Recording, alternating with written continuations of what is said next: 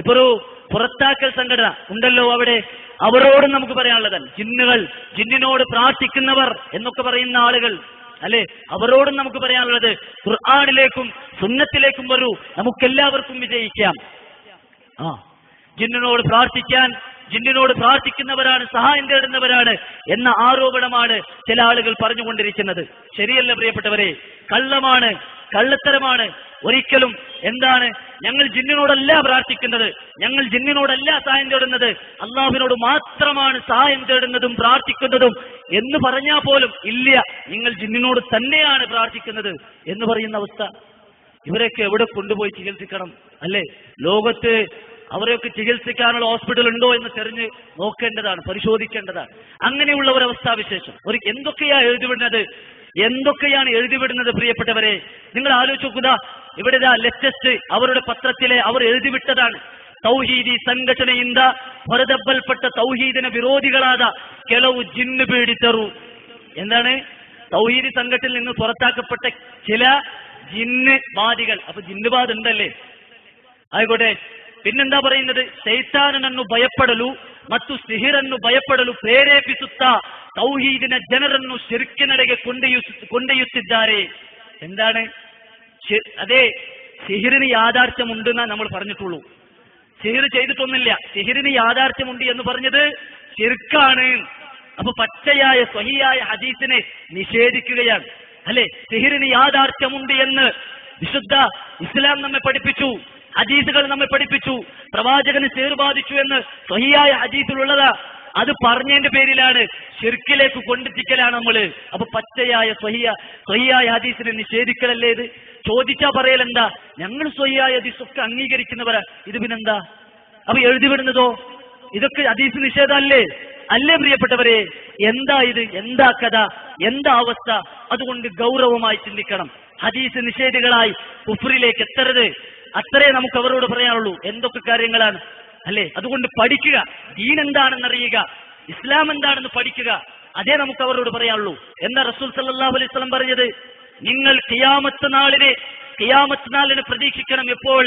അർഹതപ്പെടാത്തവർ നേതൃസ്ഥാനത്തിലേക്ക് വരുമ്പോ. അർഹതപ്പെടാത്തവർ ഇദാ ഉസ്തിദൽ അംറു ഇലാ ഗൈരി അഹ്ലിഹി ഫന്തദിർ സാഅ.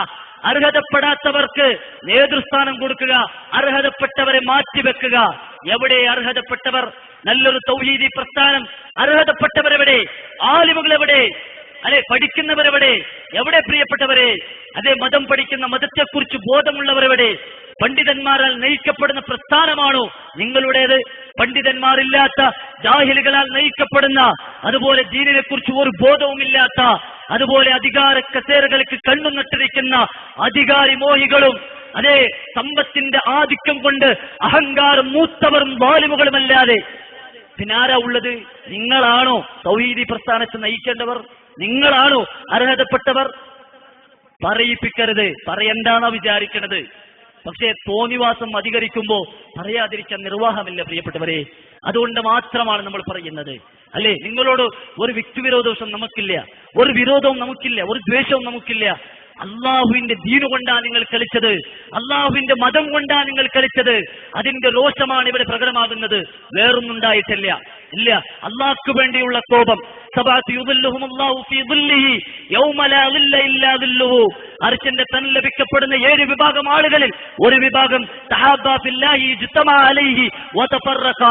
അള്ളാഹുവിനെ വേണ്ടി സ്നേഹിക്കുകയും അള്ളാഹുവിനെ വേണ്ടി കോപിക്കുകയും ചെയ്യുന്നവർ.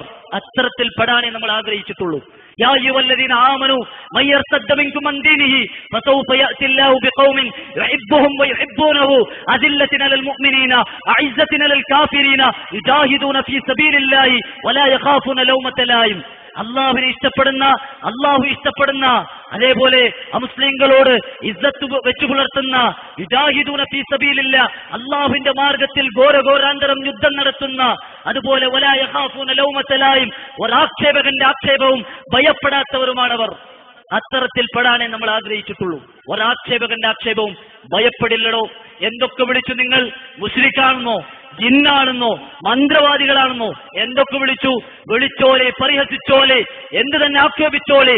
നിങ്ങൾ എന്ത് തന്നെ വിളിച്ചാലും, എന്ത് തന്നെ ആക്ഷേപിച്ചാലും, എന്ത് തന്നെ പരിഹസിച്ചാലും അള്ളാഹുവിന്റെ ദീനുൽ ഇസ്ലാമിന്റെ തൗഹീദിന്റെ ധ്വജവാഹകരായി ഇവിടെയുള്ള ഓരോ നാടിന്റെ ഗ്രാമങ്ങളിൽ, മണ്ഡലങ്ങളിൽ, പട്ടണങ്ങളിൽ, നഗരങ്ങളിൽ, പ്രാന്തപ്രദേശങ്ങളിൽ തൗഹീദിന്റെ ഉജ്ജ്വലമായ ശബ്ദങ്ങൾ എത്തിച്ചിട്ടല്ലാതെ ഞങ്ങൾ അടങ്ങിയിരിക്കുകയില്ല. ഇല്ല, അള്ളാഹു നമ്മളിൽ ഏൽപ്പിച്ചിട്ടുള്ള അമാനത്തായത്. ഇന്നാ അറളനൽ അമാനത അലസ് സമാവാതി വൽ അർദ് വൽ ജിബാൽ ഫഅബൈന യഹ്മിൽനഹാ വഅശ്ഫഖന മിൻഹാ വഹമലഹ അൽ ഇൻസാൻ ഇന്നഹു കാന ളലൂമൻ ജഹൂലാ.